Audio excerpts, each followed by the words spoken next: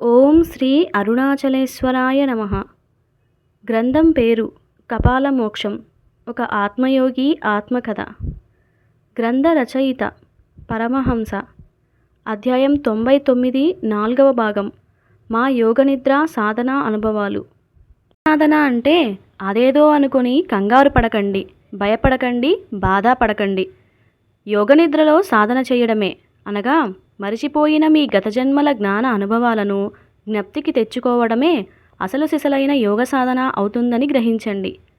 ఎంత యోగి అయినా, ఎంతటి పరమ గురువు అయినా, ఎంతటి దైవం అయినా, ఎంతటి సాధకుడు అయినా, ఎంతటి భోగి అయినా ఈ స్వప్నముల ద్వారానే అనుభూతిని పొందక తప్పదు అని గ్రహించండి. భోగి అయితే భోగనిద్ర ద్వారా అనగా కలల ద్వారా అనుభవాలు పొందితే, యోగి అయితే యోగనిద్ర ద్వారా జ్ఞాన అనుభవాలను పొందటం జరుగుతుందని తెలుసుకోండి. భోగి అయితే పాపకర్మల నివారణ అయితే, అదే యోగి అయితే ప్రారబ్ధ కర్మల నివారణ అవుతాయని గ్రహించండి. అంటే సాధకుడు తన యోగనిద్రకి తగినంత సమయం కేటాయించటం లేదంటే మాయలో ఉన్నట్లే. అనగా మనస్సు వారికి తెలియకుండా దశ ఇంద్రియాలు చూపించే అరిషడ్వర్గాల మాయలో ఏదో ఒక మాయలో ఉంటే మనకి యోగనిద్ర రాదు.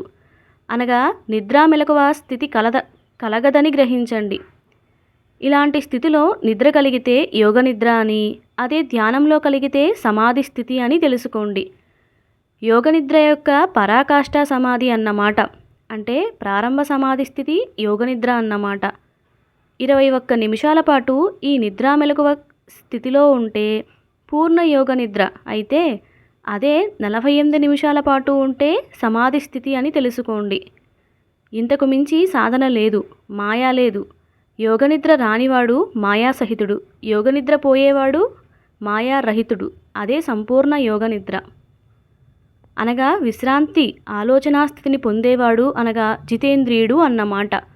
మనోయింద్రియాల నిగ్రహ స్థితిని పొందినవాడు అన్నమాట. వీరే విశ్వబ్రహ్మ అయ్యి విధాత, విశ్వాధినేత అన్నమాట. ఒకటి గుర్తుంచుకోండి, మీ మనస్సు దేనియందు, ఎవరియందు ప్రేమ, మోహం, వ్యామోహం, ఆనందం, ఆశ, భయం పడనంత వరకు మీరు మాయలో లేనట్లే, యోగ సాధనకి దగ్గరగా ఉన్నట్లే. తద్వారా సాధన పరిసమాప్తికి అర్హత, యోగ్యత ఉన్నట్లేనని గ్రహించండి. కేవలం మీరు వీలున్నప్పుడు వీలైనంతసేపు విశ్రాంతిగా మీ మనస్సుకి అలాగే మీ శరీర అవయవాలకి తగినంత విశ్రాంతిని ఇస్తూ, మీలో వినిపించే నాదాలు వింటూ, ఎలాంటి మంత్రోచ్చారణ చెయ్యకుండా కేవలం నిద్రా మెలకువ స్థితిలో ఎంతసేపు ఉండగలుగుతారో అంతసేపు ఉండి ప్రశాంత వదనం స్థితిలో విశ్రాంతిగా ఉండండి. అంతే, మీ సాధన పరిసమాప్తి అవుతున్నట్లే. మీరు శాశ్వతమైన మోక్షపదం అనగా నిశ్చల స్థితికి వెళ్తున్నట్టు లెక్క. కాకపోతే బలవంతంగా యోగనిద్రలోనికి వెళ్ళవద్దు, అలాగే బలవంతంగా ఉండవద్దు. ఎప్పుడు మీకు విశ్రాంతి నుండి బయటకు రావాలనిపిస్తే వచ్చేయండి. ఆ తరువాత మీరు మీ భోగ జీవితంలోనికి వచ్చి మీకు నచ్చిన విధంగా, మీకు కావలసిన విధంగా ఉండవచ్చును. కాకపోతే అదే అలవాటు వరకు మాత్రమే చేసుకోండి. లేకపోతే ఈ అలవాటే అవసరం అవుతుందని గ్రహించండి. అప్పుడు మీ మనస్సు కాస్త ఈ అలవాటు యందు ప్రేమ, మోహం, వ్యామోహం, ఆశ, ఆనందం పడే స్థితికి మీకు తెలియకుండా వెళ్తుంది. అంటే మీరు యోగనిద్రకు దూరమై మాయకి దగ్గరవుతారని గ్రహించండి. మళ్ళీ ఈ అవసరమును అలవాటుగా మార్చుకొని దానిని అదుపులోకి తెచ్చుకుంటే మళ్ళీ మీరు మాయకి దూరమై యోగనిద్రకి దగ్గరవుతారని గ్రహించండి. ఉదాహరణకు, మీకు తాగాలని అనిపిస్తే కావలసిన దానిని ఆనందంగా తాగండి, అనుభవించండి, తృప్తి చెందండి. అప్పుడప్పుడు దీనిని అలవాటు చేసుకోండి. అనగా ఏదైనా శుభకార్యాలు జరిగినప్పుడు తాగటం పెట్టుకోండి, అంతవరకు పర్వాలేదు. అంతేగాని మనస్సు బాగాలేదని తాగటం మొదలు పెడితే అది కాస్త అలవాటయ్యి తాగటానికి కారణాలు వెతుక్కుని మరీ తాగటం మొదలయ్యి అలవాటు కాస్త అవసరంగా మారితే నిత్య తాగుబోతులు అవుతారు.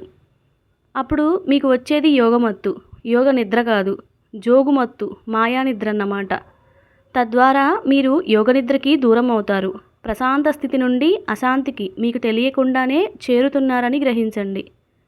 కాబట్టి ఏదైనా అలవాటు వరకే అనగా మీ అదుపాజ్ఞలో ఉన్నంత వరకు ఉంటే ఏ మాయ మిమ్మల్ని ఏమీ చేయదు. ఏ ప్రారబ్ధ కర్మ ఏమీ చెయ్యదు. ప్రారబ్ధ కర్మ వలన అలవాటు కాస్త అవసరాలుగా మారతాయని తెలుసుకోండి. ఎప్పుడైతే అవసరాలుగా మారినాయో అది కాస్త వ్యసనాలుగా మారతాయి. దాంతో వాటిని మానలేక, సాధన చెయ్యలేక మాయలో పడిపోతారు. ఇంద్రియ నిగ్రహం పొందవలసిన వాడు కాస్త ఇంద్రియాల లోలతకు గురై సాధనా జీవితంను అర్ధాంతరంగా ఆపుకోవలసి వస్తుంది. కాబట్టి సాధకుడు ఏవి మాయలు, ఏవి యోగశక్తులో తెలుసుకొని వాటిని తమ అదుపాజ్ఞలలో తన దశేంద్రియాలను ఉంచుకోగలిగితే సాధన సగం పూర్తయినట్లు గ్రహించండి. యోగి వేమన మొదట్లో కామభోగి కదా. ఎప్పుడైతే తన వదినమ్మ నగ్న శరీరం చూసినాడో దానితో కామం మీద, నగ్న దేహం మీద శ్మశాన వైరాగ్యం చెంది కామి కాస్త మోక్షగామి కాలేదా? ఈయన అనుభవించాడు, వాటిని తమ అదుపాజ్ఞల్లో ఉంచుకొని దాటినాడన్నమాట. ఇలా ఉండటం అందరికీ సాధ్యం కాదు. జీవితమే అసత్యమని గ్రహించడమే జీవిత సత్యం అని తెలుసుకున్న అనుభవ నిజ బ్రహ్మజ్ఞానికి మాత్రమే దశ ఇంద్రియాలను అదుపులో ఉంచుకొని జితేంద్రియ స్థితిని పొంది సాధనా పరిసమాప్తి చేసుకొని జయం పొందుతాడు. ఇలాంటి జితేంద్రియ స్థితి మీరు పొందాలంటే మీరు దశ ఇంద్రియాలను అదుపులో ఉంచాలి. ఇవి అదుపులోకి రావాలంటే మీ మనస్సు మీకు ఆధీనం అవ్వాలి. అంటే అది స్థిర మనస్సుగా వివేక జ్ఞానము, ఏకాగ్రత రావాలి. ఇవన్నీ కూడా సిద్ధించాలంటే మీరు యోగనిద్రలో అభ్యాస సాధన చెయ్యక తప్పదు. అందులో జయం పొందితే ఈ స్వప్న విశ్వ సృష్టిలోని స్వప్న జీవ నాటకంలోని మీ స్వప్న పాత్ర లేకుండా ఉండాలి అంటే మీరు యోగనిద్ర ద్వారా స్వప్న సాధన చేసి స్వప్న సాధకుడిగా మారాలి, జయం పొందాలి. ఒకటి గుర్తుంచుకోండి, సహజ సిద్ధమైన యోగనిద్ర అనేది అనగా నిద్ర మెలకువగా ఉంటే మగత నిద్ర అనేది ఇది మనకు సహజంగా తెల్లవారుజామున 3:45 నుండి 5:45 వరకు బ్రహ్మముహూర్త కాలంలో ఏర్పడుతుంది. ఈ సమయంలో గృహ సాధకులు అలాగే బ్రహ్మచారులు యోగ సాధన చేయవచ్చు.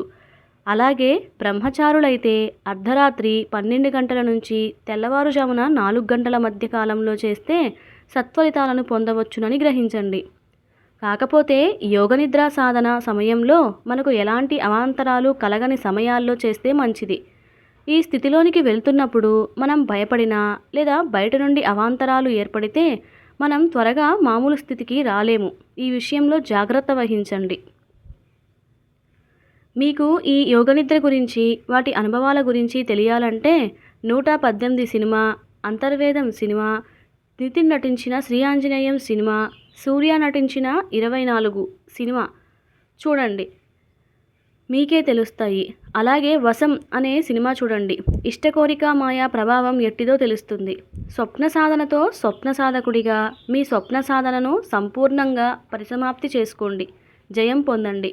ఇంతకీ మరి నా సాధన ఎలా పరిసమాప్తి అయ్యిందో మీరు తెలుసుకోవాలంటే దానికి మీరు నాతో పాటుగా నా ఆఖరి అంతిమ మజిలీ అయిన ముగింపు ఆధ్యాత్మిక యాత్ర చేయండి. శుభం భూయాత్. గమనిక: ఈ గ్రంథ ఆరంభంలో నాకు కాపాలికుడి రూపంలో దత్త దర్శనం, అలాగే శ్రీశైల అమ్మవారి దర్శనాలు, ఇలా నాకు వివిధ క్షేత్రాల యందు నామరూప దైవ దర్శనాలు కలిగినట్లుగా, అది కూడా సాధనా పరిసమాప్తి కాకుండానే ఎలా జరిగినాయని మీకు సందేహం వచ్చి ఉండాలి కదా. అంటే ఇవన్నీ కూడా గత జన్మలలో నేను సాధన చేసి అసంపూర్తిగా చేసి మరణమును పొందటంతో వీటిని ప్రస్తుత సాధనా జన్మ ద్వారా యోగ నిద్రా సాధన ద్వారా తెలుసుకొని ఆయా క్షేత్రాలకి వెళ్ళినప్పుడు అప్పుడు మిగిలిపోయిన సాక్షాత్కారాలు ఇప్పుడు అయినాయని మీకు ఈపాటికే గ్రహించి ఉంటారు కదా. అలాగే ఆయా గత జన్మలలో రావలసిన దైవిక వస్తువులు ఇప్పుడు ఈ జన్మలో తిరిగి పొందటం జరిగింది. అలాగే గత జన్మలలో ప్రత్యక్షంగా కైలాస పర్వతం వద్ద సదాశివమూర్తి కోసం మరియు అరుణాచల క్షేత్రమునందు మేధా దక్షిణామూర్తి కోసం మరియు మృడేశ్వర క్షేత్రమునందు సాంబశివమూర్తి కోసం అతి ఘోరాతి ఘోరముగా తపస్సు చేయటం వలన ప్రస్తుత సాధనా జన్మ వలన నా సూక్ష్మయానం ద్వారా వీరిని ప్రత్యక్షంగా చూసే అవకాశం కల్పించినారు. ఇలా కొన్ని కోటానుకోట్ల జన్మలలో ఏదో ఒక మాయలో పడి నా సాధన ఆగిపోవడం జరిగింది. కానీ ఈ యోగనిద్ర సాధన ద్వారా గత జన్మలలో చేసిన పొరపాటు చెయ్యకూడదని అన్ని రకాల స్వప్న సాధనా మాయలను దాటుకోవడం జరిగింది. ఆకార పరబ్రహ్మం నుంచి శూన్యబ్రహ్మ స్థాయికి చేరుకొని అటుపై శూన్యబిందువునందు లయం చెంది నా సాధనను పరిసమాప్తి చేసుకోవటం జరిగింది. అంటే ప్రస్తుత జన్మ సాధన అంతా ఒక కంప్యూటర్కి ఎలాగైతే బఫరింగ్ చేస్తారో, అనగా ఇది చేయటం వలన ఎక్కడెక్కడో దాచిన సమాచారం ఒక పద్ధతిలో అమర్చుకోవడం ఎలా జరుగుతుందో, అలా మా కోటానుకోట్ల జన్మలలో చేసిన కర్మ ఫలితాలను ఈ జన్మ సాధన అయిన యోగనిద్ర సాధన ద్వారా వాటన్నింటినీ ఒక చోటికి ఒక వరుస క్రమంలో అమర్చుకుంటూ ఆయా జ్ఞానస్ఫురణలు పొందుతూ వాటిని ఎప్పటికప్పుడు డైరీలలో ఎక్కిస్తూ వచ్చినాము. ఆఖరికి నేను లేను స్వానుభవం పొందడంతో మా సాధన పరిసమాప్తి అయ్యింది.